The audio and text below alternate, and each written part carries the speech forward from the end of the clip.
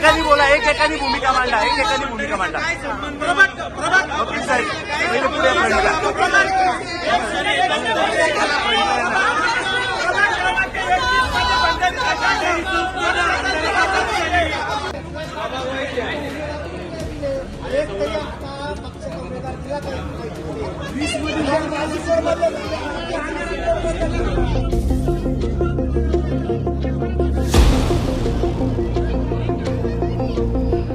नाशिक भाजपमध्ये AB form वाटपावरून तीव्र नाराजी उफाळून आली आहे. नाशिक रोड येथील भाजप कार्यालयासमोर नाराज इच्छुकांनी एकत्र येत जोरदार घोषणाबाजी केली. शहराध्यक्ष सुनील केदार आणि मंडळाध्यक्ष शांताराम घंटे यांच्या विरोधात संताप व्यक्त करत कार्यकर्त्यांनी त्यांना गाजर भेट दिली.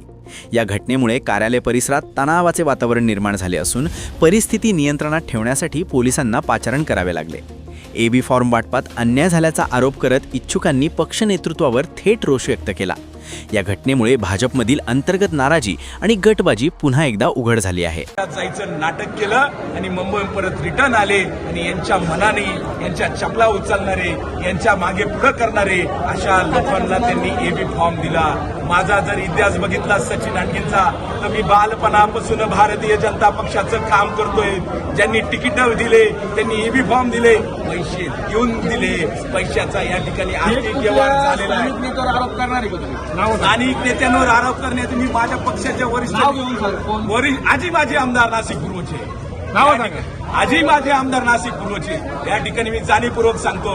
पहाटे 4 वाजेपर्यंत मला सांगितलं निश्चिंत जाऊन घरी झोप, 8 वाजता तुला कॉल येईल आणि एबी फॉर्म भेटेल. माझ्या सारख्या कार्यकर्त्यांना दीनदयाल उपाध्याय, श्यामाप्रसाद मुखर्जी यांची या ठिकाणी घटना विचारा. ज्यांनी तिकीट वाटले त्यांना विचारा. श्यामाप्रसाद